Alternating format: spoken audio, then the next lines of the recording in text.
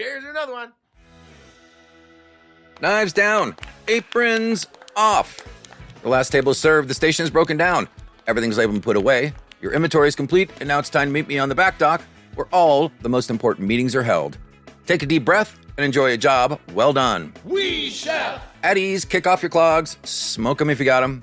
In this episode, the Burnt Chef Project's founder, Kris Hall, meets us on the back dock to dish about how hard it was watching his chef friends burn out, leave the industry, or worse, tap out because they didn't have access to resources, or thought their voices didn't matter, or that no one cared enough to get past their armor and ask the deeper question, when was the last time you thought about suicide? My name is Adam Lamb, and I've been a chef for over 30 years. And on this show, we're about facilitating change in our current culinary career culture. The work can be hard, doesn't necessarily mean it should be harsh. The work can be demanding, doesn't have to be demeaning. More belonging, less belittling, more family, and less fuck you.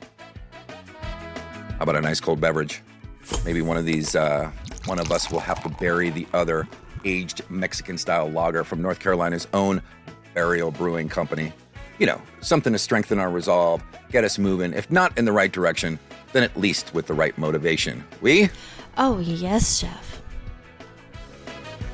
Pull up a crate, get comfortable, and let's dive deep with Kris Hall.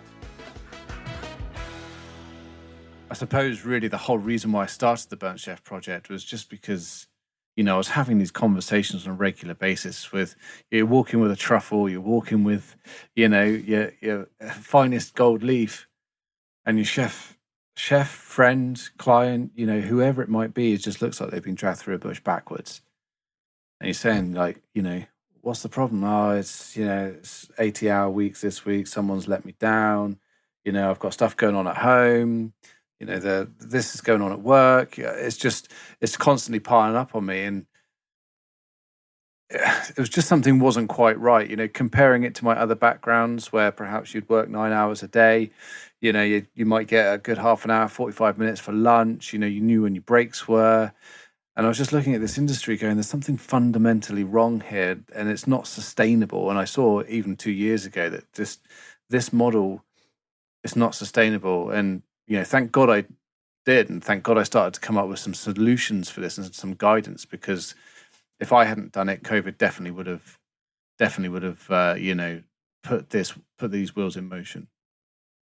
So you actually started the project because you felt called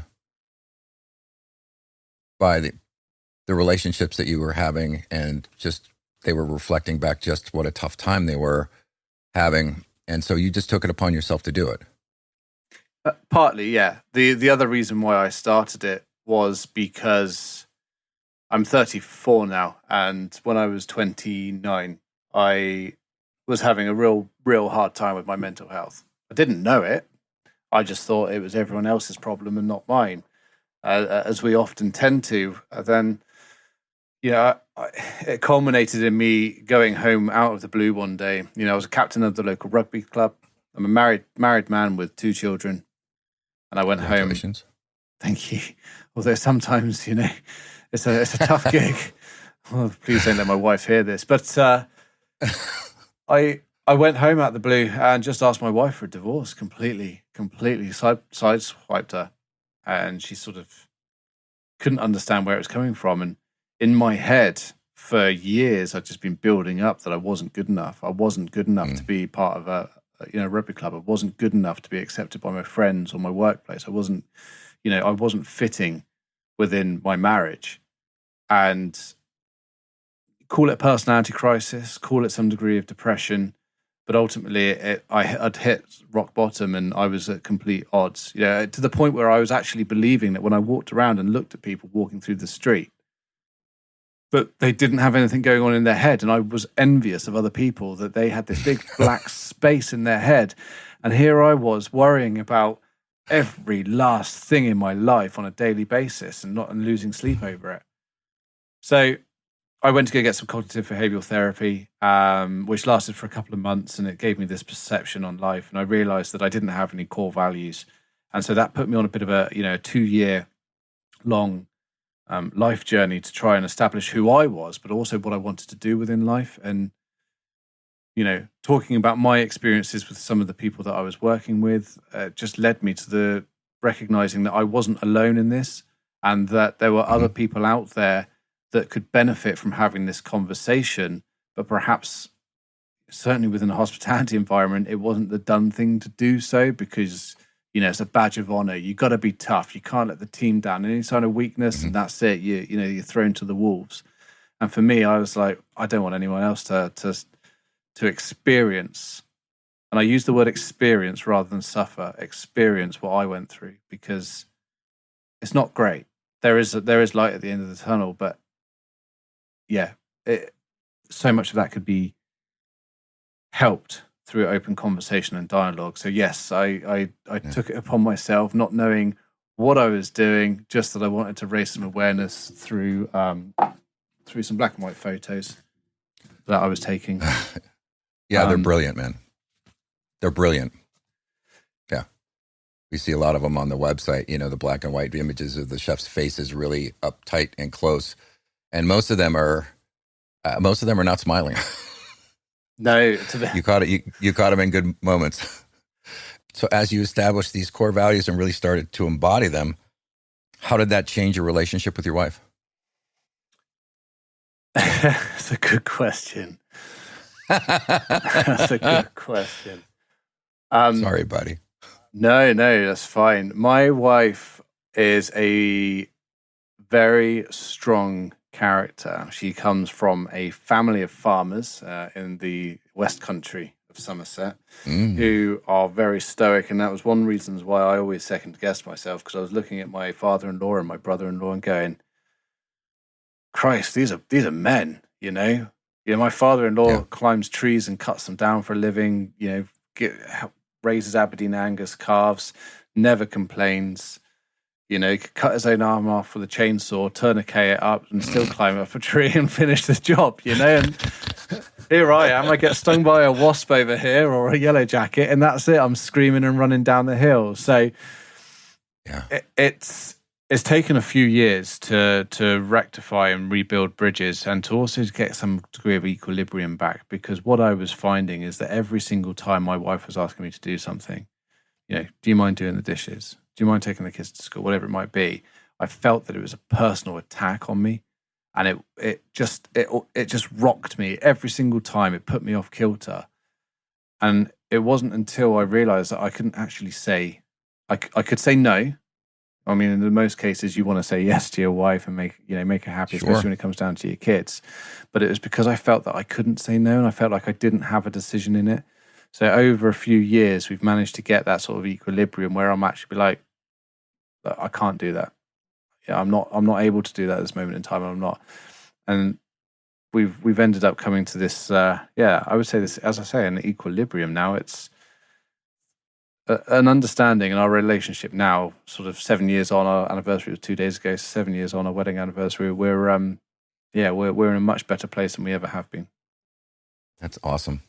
You know, when I decided to reboot this podcast, I committed to, you know, not only talking to chefs in the industry, but also talking to experts in other fields. So, you know, in a couple of weeks, we're going to be talking to this relationship coach that my wife and I used a year ago, because we got so much out of it. And I recognized that one of the biggest lies we tell ourselves, or at least I'll own it and say, you know, I share that core value of transparency and vulnerability with you, because there's no way that I can ask anybody else to do that if I'm not going to be there first. But I recognize that one of the biggest lies I ever told myself is, you know, I leave it at the door, right? Come in the kitchen and now you're going to don your apron like a piece of armor and buckle down. And granted, sometimes kind of the rote, rhythmic, mechanical things that you do to go through your day kind of allowed me, my mind to kind of disengage and only be focused on what was in front of me, which is a great distraction, but it never really helped me sort anything else out. That problem was always waiting. And I always felt the stress of that, whether I would admit it to anybody or not. So for me, it's like, I want to be able to assist in any way that serves. And this conversation about mental health is also so intrinsically wound with physical health and relational health. And, you know, it's all part of the same thing. So I don't want anybody telling themselves the same lie that, you know, they can go to work and just, and it be okay, at least for a while. I read a post yesterday where this young woman decided to leave her current employer, even though she felt guilty about it because of everything she's read about, you know, that the industry's on its backside and nobody's coming in through the door. And she understood that because she was dealing with those kinds of stresses. But she was asking the group, like, oh, so how should I feel about this? And what would your response, Kris, be? I mean, to me, it seems pretty simple, but go ahead. I don't know. Again, I think for me, like, she feels the way she feels. And no one can tell her any differently. Like, no one can tell her that's correct. No one can tell her that's wrong. Everyone's going to feel differently about it. You know, you're going to have people out there who say, fuck it, you know, you're better than that. And you can have other people saying, oh, actually, no, you should stick with it. Everyone's entitled to their own opinion. But I think ultimately what you've got to trust is that little thing called gut instinct, which over the years we've taught ourselves to ignore. But actually, over the years of evolution and how we've changed as human beings, and we think that our brains become smarter and more able to cope with everything, our gut stayed exactly the same. And our gut's been with us in the same format for thousands more years than our brain has done, right?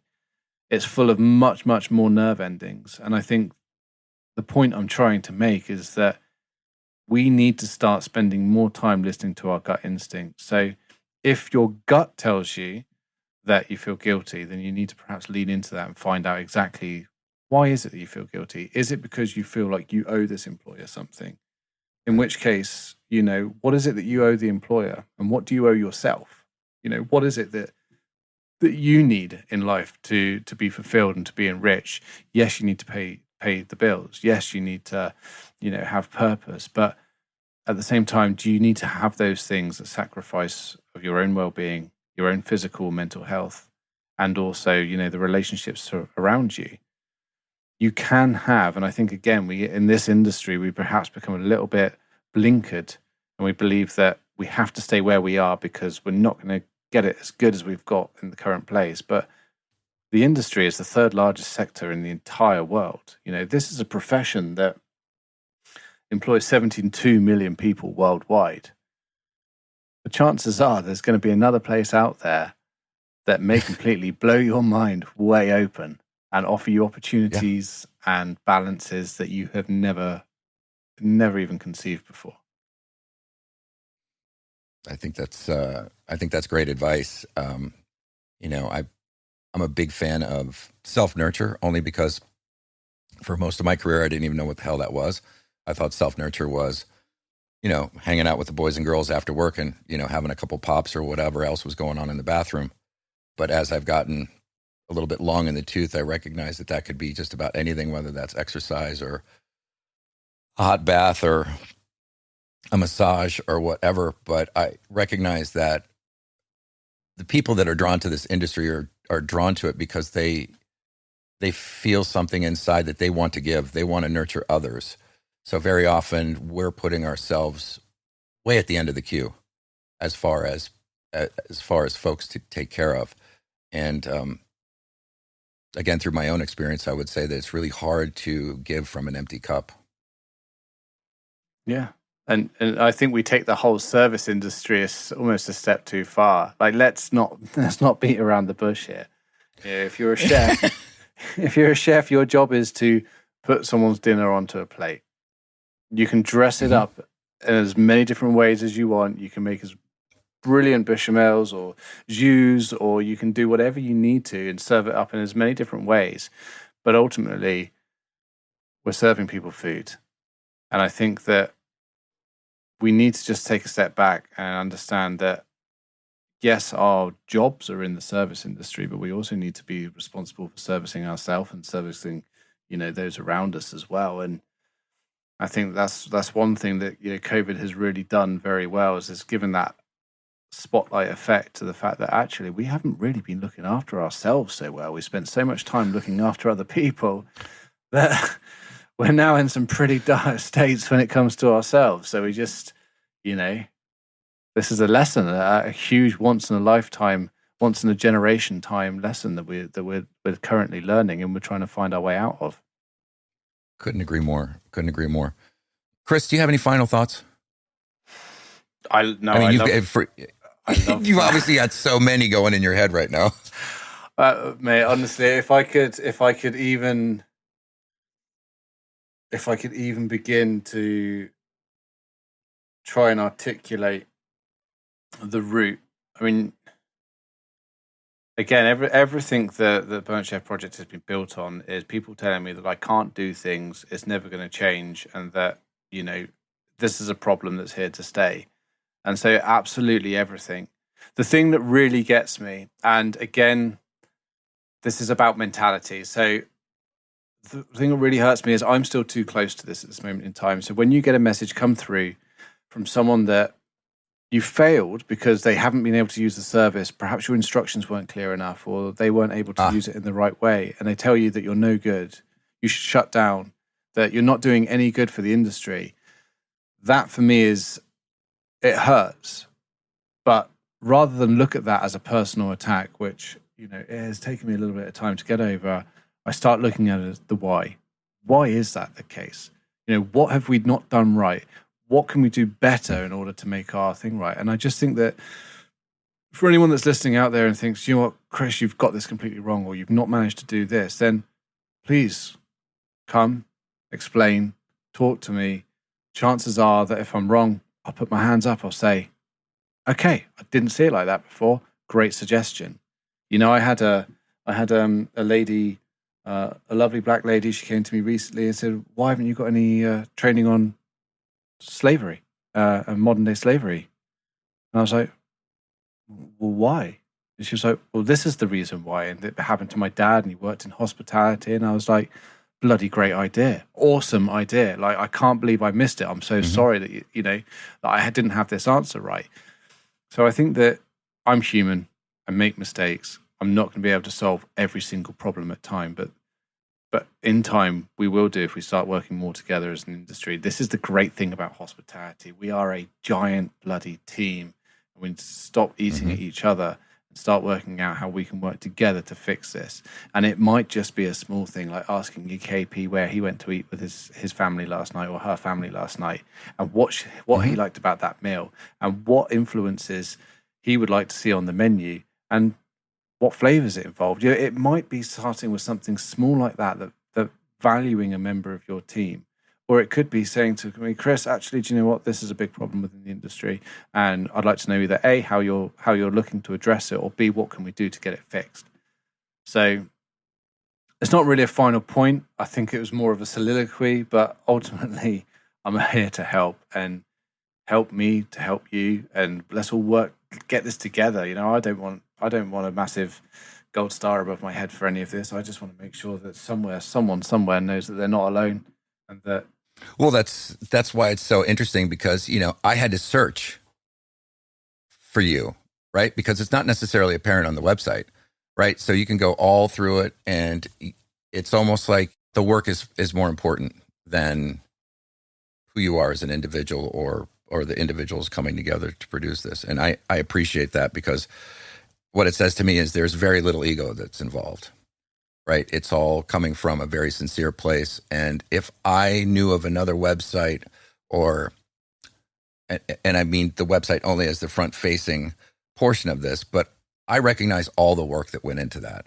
And I just want to say, for every other culinarian out there in the world listening to this or interacting with that website, I really thank you, man, because it is, as I said earlier, it's an amazing resource, but the resource doesn't mean shit if you're not going to use it.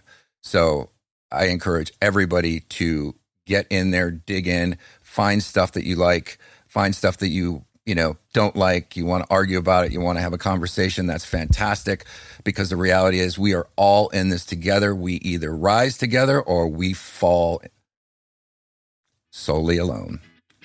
And I want to leave this industry better than when I found it. This has been a special crew member only episode of On the Dock.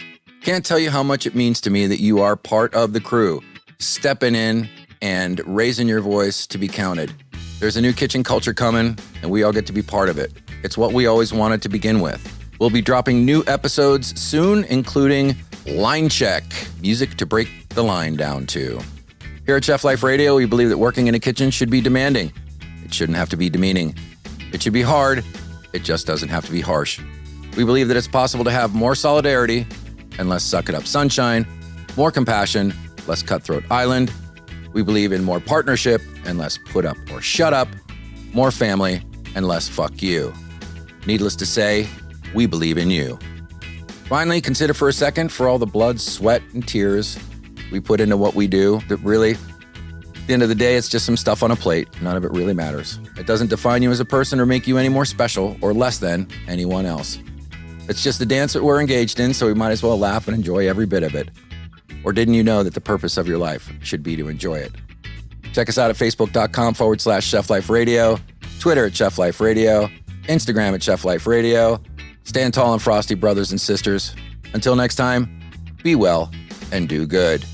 This show was written, produced, and recorded by me, Adam Lamb, at the Dish Pit in Bardo, North Carolina.